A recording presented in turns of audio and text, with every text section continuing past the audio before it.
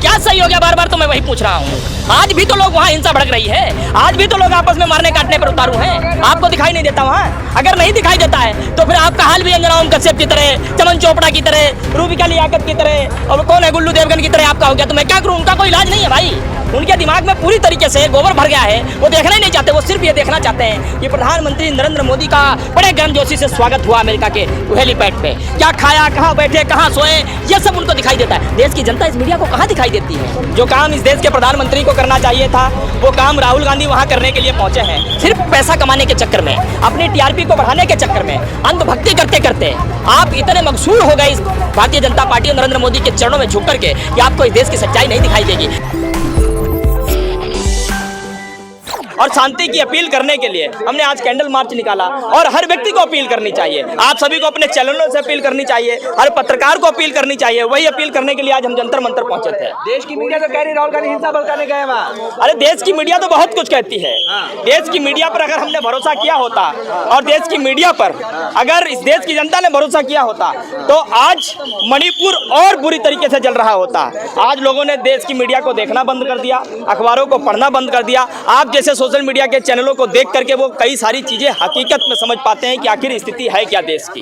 देखिए, जो काम इस देश के प्रधानमंत्री को करना चाहिए था, वो काम राहुल गांधी वहां करने के लिए पहुंचे हैं। शांति की अपील प्रधानमंत्री नरेंद्र मोदी को करनी चाहिए थी, वो राहुल गांधी वहां करने के लिए पहुंचे हैं। और जब वहां पर वो पहुंचे हैं तो वहां उनको रोकने का प्रयास किया जा रहा है।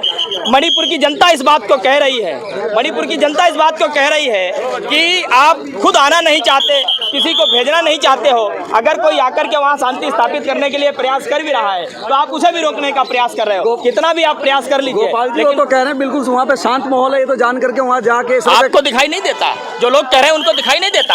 आंखें उनके भी होंगी, आंखों की जगह बटने तो उनके नहीं होंगी। उम्मीद करता हूं कि उनको भी दिखाई देता होगा। अपनी आंख खोल करके देखें कि 50,000 से ज्यादा लोग घर छोड़ने पर मजबूर हुए, 120 से ज्यादा लोग काल का ग्रास बन गए, मौत के मुंह में चले गए। कह रहे अब तो दिखाई नहीं देता आपको? अब तो कंट्रोल कर लिया उन्होंने। क्या कंट्रोल हो गया?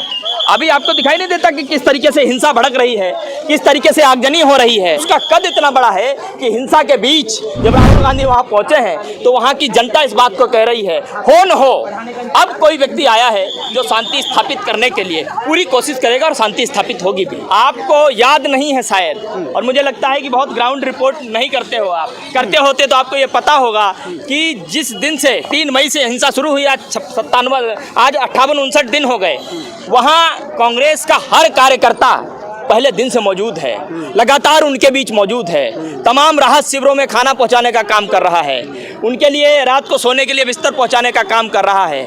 जो लोग आगजनी के शिकार हुए हैं उनको भोजन पहुंचाने का काम कर रहा है। लगातार लोग वहां लगे हुए हैं। तमाम लीडरशिप हमारी वहां पहले ही पहुंच चुकी थी।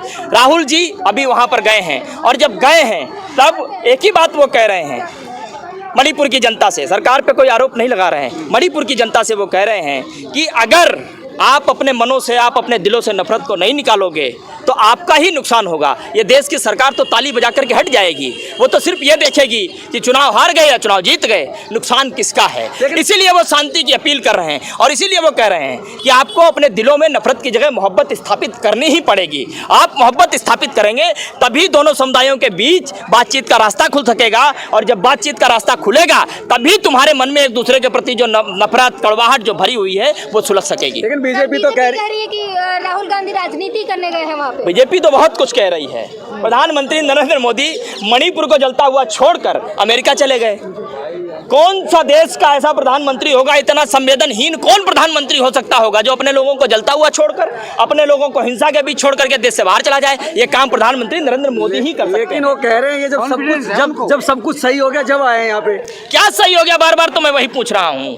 आज भी तो लोग वहाँ हिंसा भड़क रही है, आज भी तो लोग आपस में मारने काटने पर उतारू हैं। आपको दिखाई नहीं देता वहाँ? अगर नहीं दिखाई देता है तो फिर आपका हाल भी अंजना ओम कश्यप की तरह, चमन चोपड़ा की तरह, रूबिका लियाकत की तरह, और वो कौन है, गुल्लू देवगन की तरह आपका हो गया, तो मैं क्या करूं? उनका कोई इलाज नहीं है भाई।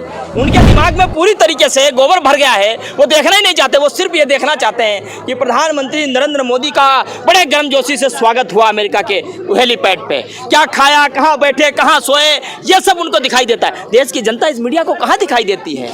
इसके दिमाग में पहले से ही गोबर भरा हो, दिमाग में गोबर भर के ही जो पैदा हुआ हो, तो उसे क्या दिखाई देगा? उसे कुछ नहीं दिखा, उनकी हैसियत नहीं है। आप सुन तो लीजिए, कहीं भी मॉब लिंचिंग हो, कहीं भी दंगा हो, ये सब काम बीजेपी बहुत खूबी तरीके से करती है। और इसीलिए राहुल गांधी ने जब अमेरिका में जाकर के अल्पसंख्यकों के हित की बात कही थी, तो पूरी भारतीय जनता बौखलाती हुई घूम रही थी, पूरी भारतीय जनता पार्टी बौखलाती हुई घूम रही थी।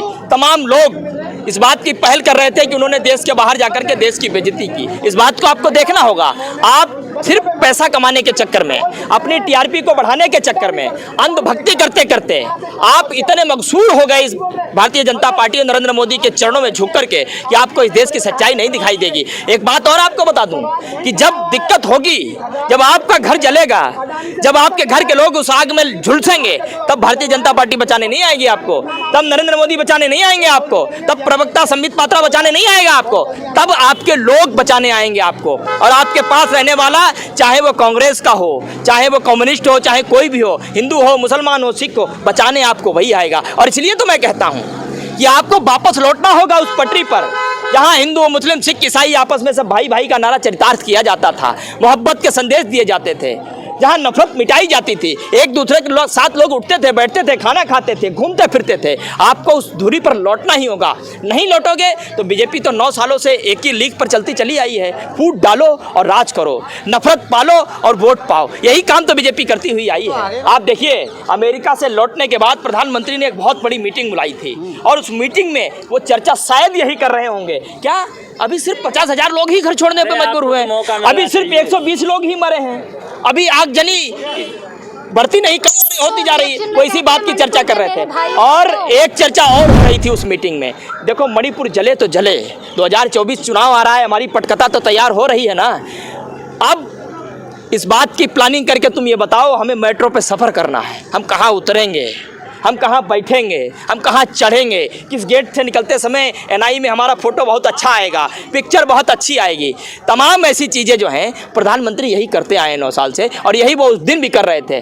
और जिस उम्मीद के साथ देश की जनता ने प्रधानमंत्री को चुना था, आज वो उम्मीद पूरी तरीके से नाउम्मीद हो चुकी है। और उस नाउम्मीदी के बीच सिर्फ एक ही उम्मीद है, और उस उम्मीद का नाम है राहुल गांधी, जो लगातार मणिपुर में ही नहीं, देश का कोई भी राज्य हो, वो वहाँ जाते हैं, लोगों को एक ही बात सिखाते हैं कि ये देश मोहब्बत का देश है, ये देश अहिंसात्मक मार्ग पर चलने वाला देश है, ये देश गांधी के विचारों पर चलने वाला देश है, ये गोडसे के विचारों पर चलने वाला देश नहीं है, ये हिंसा का मार्ग पकड़ करके आगे चलने वाला देश नहीं है, ये नफरत को पाल कर आगे बढ़ने वाला देश नहीं है। इसलिए आपको मोहब्बत अपने दिलों में पालनी होगी, नफरत को निकालना होगा, तभी हम अपने देश को भारतीय जनता पार्टी के शिकंजे से बचा सकते हैं। मुझे लगता है बहन, शायद मैं पढ़ने में कमज़ोर रह गया होऊंगा, या हमारी शिक्षा दीक्षा कम हुई होगी, आपने ज़्यादा पढ़ा लिखा होगा, तो कोई एक ट्वीट ही दिखा दो मणिपुर के लिए प्रधानमंत्री नरेंद्र मोदी ने किया हो आज तक, या कोई एक शब्द ही दिखा दो जो मणिपुर के लिए बोला हो आज तक।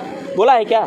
इलेक्शन में कहते हैं मणिपुर के मेरे भाइयों बहनों। अरे मैं क्या कह रहा हूँ, वो मध्य प्रदेश होकर के आ गए, चुनावी बिगुल फूंक करके आ गए, वो मस्जिद में होकर के आ गए, अमेरिका होकर के आ गए, मेट्रो में घूम लिए, लेकिन मणिपुर के लिए एक शब्द नहीं बोला गया। मणिपुर में सरकार डबल इंजन की है, वहाँ का मुख्यमंत्री इनका है, वहाँ का मुख्यमंत्री मेत्तई समुदाय से आता है, मेत्तई समुदाय की 40 विधानसभा सीटें हैं। आज 40 विधानसभा की सीटों से बनने वाला मेत्तई समुदाय का मुख्यमंत्री इस्तीफा नहीं दे पा रहा है। अरे आपने इस्तीफा दे दिया होता, आपने दोनों समुदायों को बैठ करके कॉन्फिडेंस में लेकर के ये कहा होता कि हम तुम्हारे दोनों लोगों के बीच में एक वार्तालाप का चैनल स्थापित करेंगे, बातचीत से ही कोई रास्ता निकल करके आएगा। आप नफरत पाले रहोगे, लड़ते रहोगे, एक दूसरे को मारते काटते रहोगे, तो मणिपुर अर्थात देश की मणिपुर ही समाप्त हो जाएगा। यह पहल नहीं करनी चाहिए थी। जो काम प्रधानमंत्री नरेंद्र मोदी को करना चाहिए, जो काम इस देश की सरकार को करना चाहिए, जो काम इस देश की रक्षा की डोर अपने हाथों में लिए हुए गृह मंत्री अमित शाह को करना चाहिए, वो काम राहुल गांधी करने का काम कर रहे हैं। और इसीलिए देश की जनता कह रही है, अब इस समय इस देश में सिर्फ एक ही शख्स है जिसके हाथ में 2024 में इस सत्ता का नेतृत्व सौंपने की जरूरत है। राहुल गांधी ही वो शख्स है जो ऊपर के तबके से लेकर नीचे तबके तक के लोगों को बहुत बखूबी समझता है, हिंदुस्तान से प्यार करता है और हिंदुस्तान से मोहब्बत करता है, इसलिए वो मोहब्बत की बात करता है और नफरत को खत्म करने की बात करता है, अपील करता है।